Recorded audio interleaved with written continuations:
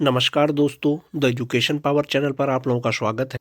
आज के वीडियो में हम लोग चर्चा करेंगे दोस्तों विशिष्ट शिक्षकों का वरीयता के क्रम के बारे में, जो शिक्षा विभाग के द्वारा जारी किया गया है। आखिर विशिष्ट शिक्षकों में वरीयता का क्रम क्या होगा? जैसा कि आप सभी जानते हैं, सक्षमता 1 पास जो शिक्षक हैं अपने ही विद्यालय में 1 जनवरी से 7 जनवरी के बीच में योगदान करके विशिष्ट शिक्षक बने हैं। वहीं पर सक्षमता 2 पास जो विशिष्ट शिक्षक है वो 1 मार्च से 7 मार्च के बीच में योगदान करके अपने ही विद्यालय में विशिष्ट शिक्षक बनेंगे। अब स्कूल में दोस्तों 2 प्रकार के विशिष्ट शिक्षक हो गए। एक हो गया सक्षमता 1 पास विशिष्ट शिक्षक, एक हो गया सक्षमता 2 पास विशिष्ट शिक्षक। अब दोनों प्रकार के शिक्षकों में या जो कुल विशिष्ट शिक्षक है दोस्तों, उनमें जो है वरीयता क्रम किस प्रकार से होगा या सीनियर मोस्ट सीनियर कौन होंगे, उसी के बारे में दोस्तों आज के वीडियो में हम लोग चर्चा करेंगे। जो वरीयता क्रम है दोस्तों, उसके लिए जो है सबसे पहले जो विशिष्ट शिक्षक नियमावली 2023 है उसका पूर्ण अवलोकन करेंगे। वीडियो शुरू करने से पहले एक रिक्वेस्ट है दोस्तों, जो लोग मेरे चैनल पे नए हैं, चैनल को सब्सक्राइब नहीं किए हैं, कृपया चैनल को सब्सक्राइब कर दें और बेल आइकन को जरूर दबा दें, ताकि शिक्षा विभाग बिहार सरकार से जुड़ी कोई भी जानकारी आपको समय पर मिल सके। तो चलिए शुरू करते हैं आज का वीडियो। जहाँ तक बात विशिष्ट शिक्षकों में सीनियरिटी और जूनियरिटी का है दोस्तों, जो नियमावली विशिष्ट शिक्षक नियमावली 2023 है, जो 26 दिसंबर 2023 को प्रकाशित किया गया था दोस्तों, उसमें पॉइंट नंबर 7 में वरीयता को लेकर के ही दिया गया है। 7.1 का पॉइंट है दोस्तों, जिला स्तर पर विशिष्ट शिक्षकों की एक वरीयता सूची संधारित की जाएगी। यानी आप लोगों का जो सीनियरिटी जूनियरिटी टेबल बनेगा वो जिला कार्यालय के द्वारा उसको बनाया जाएगा, उस सूची को, कि कौन सीनियर होंगे कौन जूनियर होंगे। शिक्षकों की प्रत्येक श्रेणी प्राथमिक, मध्य माध्यमिक और उच्च माध्यमिक के लिए विषयवार अलग अलग वरीयता सूची तैयार की जाएगी। यानी प्राइमरी सेक्शन का अलग होगा वरीयता सूची, मिडिल सेक्शन का अलग होगा, उसी तरह से हायर सेक्शन का अलग होगा, हायर सेकेंडरी सेक्शन का अलग होगा। इस प्रकार से वरीयता कौन होगा, वरीयता क्रम क्या होगा, शिक्षा विभाग ने नियमावली में पहले ही स्पष्ट कर दिया था कि जिला कार्यालय द्वारा जो है वरीयता सूची तैयार किया जाएगा। उसके बाद है दोस्तों 7.2 में है, विशिष्ट शिक्षकों की वरीयता निम्नलिखित मापदंडों के अनुसार तैयार की जाएगी। जो सूची वरीयता सूची जो तैयार किया जाएगा उसमें कौन कौन सा मापदंड होगा वरीयता सूची तैयार करने में, वो इस प्रकार से होगा दोस्तों। पहला, स्थानीय निकाय के रूप में प्रशिक्षित वेतन प्राप्त करने की तिथि से, यानी प्रशिक्षित वेतनमान जब से स्थानीय निकाय के रूप में नियोजित रहते हुए उनको मिल रहा था जिस तिथि से, उस तिथि से वो जुड़ेगा, लिस्ट बनाएगा। उसी में जिसको सबसे पहले प्रशिक्षित वेतनमान मिल रहा था वही सबसे सीनियर होंगे नियमावली के अनुसार।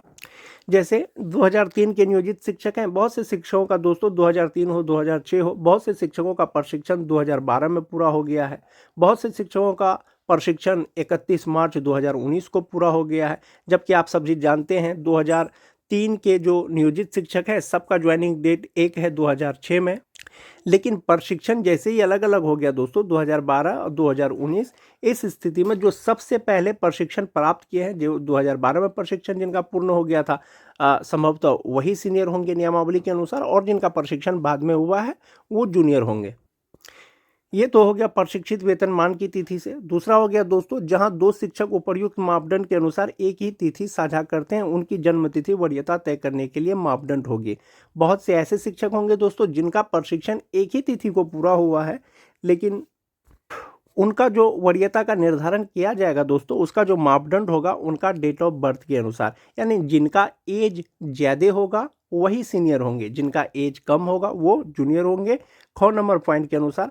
अगला पॉइंट है दोस्तों कि जहां 2 शिक्षक उपर्युक्त मापदंड के अनुसार एक ही तिथि साझा करते हैं, अंग्रेजी वर्णमाला के शिक्षक का नाम वरीयता तय करेगा। यानी बहुत से शिक्षक ऐसे होंगे जिनका प्रशिक्षण का तिथि एक ही है, प्रशिक्षण पूर्ण करने का तिथि, और उनका जन्म तिथि भी सेम है। ऐसी स्थिति में दोस्तों उनका नाम का अल्फाबेट के अनुसार सीनियर और जूनियर होगा।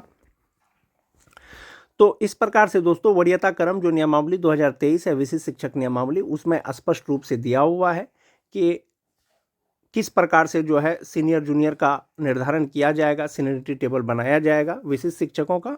नियमावली में सेवा निरंतरता का बात नहीं कहा गया है दोस्तों, लेकिन जहां तक बात सीनियर और जूनियर का है, अगर मूल वेतन की अगर हम बात करें, हम लोग बात कर लेते हैं मूल वेतन के अनुसार, अगर सीनियर और जूनियर जिस प्रकार से होता है, तो मूल वेतन के अनुसार जो विद्यालय अध्यापक हैं उनसे जो है जो विशिष्ट शिक्षक होंगे वो सीनियर होंगे, सिर्फ और सिर्फ 2022 के 6th फेज वाले विशिष्ट शिक्षकों को छोड़ करके। विशिष्ट शिक्षक दोस्तों राज्यकर्मी बन गए हैं और राज्यकर्मी स्थानीय निकाय के शिक्षकों से सीनियर होंगे, ऐसा विभाग ने पहले स्पष्ट कर दिया था। तो ये मान के चलें कि जो विशिष्ट शिक्षक है वो स्थानीय निकाय के शिक्षक यानी नियोजित शिक्षक से सीनियर होंगे। सीनियरिटी के बाद दोस्तों जहां तक बात प्रमोशन का है, विशिष्ट शिक्षकों को प्रमोशन मिलेगा। कब मिलेगा? जब वो 8 साल का लगातार सेवा कर लेंगे तब उनको प्रोन्नति मिलेगा यानी प्रमोशन मिलेगा। 1 जनवरी 2025 को विशिष्ट शिक्षक के रूप में ज्वाइन किए हैं जो नियोजित शिक्षक थे, जो सक्षमता परीक्षा पास किए थे। 8 साल की जब सेवा उनकी पूर्ण हो जाएगी सफलतापूर्वक, संभवतः 1 जनवरी 2033 को 8 साल का सेवा पूरा हो जाएगा। और यदि वे आज के डेट में ग्रेजुएट हैं तो 1 जनवरी 2033 के बाद जो 1 to 5 के बेसिक ग्रेड के विशिष्ट शिक्षक हैं उनको प्रोन्नति किया जा सकता है 6 to 8 में स्नातक ग्रेड में शिक्षा विभाग के द्वारा। और जो स्नातक ग्रेड के अभी शिक्षक हैं 1 जनवरी 2033 के बाद 6 to 8 के वरीय शिक्षक के रूप में उनका प्रोन्नति किया जा सकता है। वहीं पर आज के डेट में जो 1 जनवरी को विशिष्ट शिक्षक के पद पर ज्वाइन किए हैं और 1 जनवरी 2033 के बाद शिक्षा विभाग उनको 11-12 के शिक्षक के पद पर उनको प्रोन्नति दे सकता है। और 11-12 के जो विशिष्ट शिक्षक हैं और 1 जनवरी 2033 के बाद उनको जो है 11-12 के वरीय शिक्षक के पद पर उनका प्रोन्नति दिया जा सकता है। लेकिन एक चीज़ देखने वाला है दोस्तों कि 1 to 5 के शिक्षकों का जो प्रोन्नति दिया जाएगा तो वो उपलब्ध रिक्तियों के अनुसार होगा। और 6 to 8 का जो वरीय शिक्षक बनेंगे 6 to 8 के 8 साल बाद यानी 1 जनवरी 2033 के बाद, तो वो अपने ही स्थान पे बन जाएंगे। शिक्षा विभाग ने नियमावली में पहले ही स्पष्ट कर दिया है दोस्तों, अधिकार के रूप में किसी भी प्रोन्नति का दावा नहीं किया जा सकता। यानी आप ये दावा नहीं कर सकते हैं कि मेरा 8 साल पूरा हो गया है, आप हमको प्रमोशन दीजिए या प्रोन्नति कर दीजिए। सभी प्रोन्नति उपलब्ध रिक्तियों के अधीन होगी। रिक्ति रहेगा तभी प्रमोशन होगा या प्रोन्नति होगा, अन्यथा नहीं होगा। नीतियों को ध्यान में रखते हुए की जाएगी। इसके अलावा सभी प्रोन्नति विभाग की प्रचलित नीति के अनुसार की जाएगी और अपेक्षित योग्यता सहित पात्रता के अधीन होगी। यानी जो अपेक्षित योग्यता है, पात्रता है, वो रहेगा। रिक्ति रहेगा तो शिक्षा विभाग प्रमोशन कर देगा यानी प्रोन्नति दे देगा। यदि फिटमैन मैट्रिक्स टेबल की बात करें दोस्तों, सिर्फ और सिर्फ फिलहाल बेसिक ग्रेड 1 to 5 के जो शिक्षक हैं उनकी बात करते हैं। जो विद्यालय अध्यापक हैं, बीपीएससी द्वारा जो बहाल शिक्षक हैं दोस्तों, जो 2023 में बहाल हुए थे, उनको एक इंक्रीमेंट मिलेगा तो उनका तो मूल वेतन 25,750 रुपया हो जाएगा। और सिर्फ 6th फेज 2022 के शिक्षकों को छोड़ करके बाकी जितने भी नियोजित शिक्षक थे, जो विशिष्ट शिक्षक बने हैं, नियोजित के रूप में किन्हीं का भी मूल वेतन 25,750 से कम नहीं है। तो संभवतः यदि एक इंक्रीमेंट उनको मिलेगा तो उनका मूल वेतन जो हो जाएगा विशिष्ट शिक्षकों के बेसिक ग्रेड का, या तो उनका मूल वेतन 26,520 होगा, या तो 27,320 होगा, या 28,140 होगा। इस प्रकार से जो 2003 के नियोजित शिक्षक हैं उनका मूल वेतन 30,750 रहने की संभावना है फिटमैन मैट्रिक्स के अनुसार। तो मूल वेतन के अनुसार दोस्तों जो विशिष्ट शिक्षक होंगे वो विद्यालय अध्यापक से सीनियर होंगे। लेकिन शिक्षा विभाग ने अब तक इस चीज को क्लियर नहीं किया है, विद्यालय अध्यापक यानी बीपीएससी शिक्षक और विशिष्ट शिक्षक में कौन सीनियर होंगे कौन जूनियर होंगे, इस चीज को स्पष्ट नहीं किया। लेकिन मूल वेतन के अनुसार आप देख सकते हैं, मूल वेतन के अनुसार विशिष्ट शिक्षक ही सीनियर माने जा सकते हैं, क्योंकि विशिष्ट शिक्षकों का मूल वेतन जो है कहीं ना कहीं विद्यालय अध्यापक से ज्यादा है। जब बेसिक ग्रेड का है दोस्तों, उसी तरह से 6 to 8 के भी शिक्षक, जो 6 to 8 के बीपीएससी शिक्षक है, उनका 28,000 मूल वेतन स्टार्टिंग है।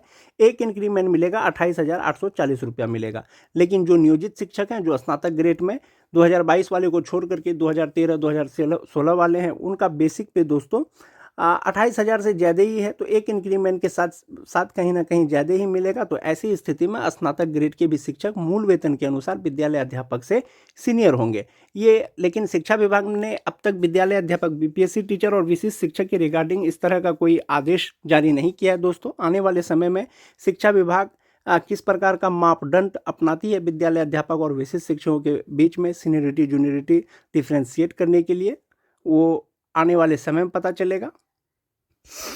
जहां तक बात नियोजित शिक्षकों के सीनियरिटी का है दोस्तों, माननीय जो शिक्षा मंत्री है उन्होंने 20 नवंबर 2024 को सदन में प्रश्न का उत्तर दिया था दोस्तों। जो नवल किशोर यादव हैं उन्होंने माननीय शिक्षा मंत्री से सवाल पूछा था। सवाल था कि दोस्तों क्या यह सही है राज्य के प्राथमिक से लेकर के उच्च माध्यमिक विद्यालयों में कार्यरत नियोजित शिक्षक एवं बीपीएससी शिक्षक के द्वारा नियुक्त टीआरई शिक्षकों का सरकार के बीपीएससी के द्वारा नियुक्त टीआरई शिक्षकों को वरीयता का निर्धारण किया है। उन्होंने पूछा था दोस्तों क्या बीपीएससी विद्यालय अध्यापक और एक लेटर जारी किया गया है दोस्तों 24 फरवरी 2025 को कार्यालय जिला शिक्षा पदाधिकारी मुजफ्फरपुर के द्वारा। इसमें वित्तीय प्रभार स्थानांतरण से संबंधित है दोस्तों। इसमें कहा गया है जो अन्य विद्यालय के कोई नियमित शिक्षक है किसी दूसरे विद्यालय के यदि प्रभार में है तो वो प्रभार को तत्काल प्रभाव से किसी अन्य शिक्षक को देना है। किसको देना है?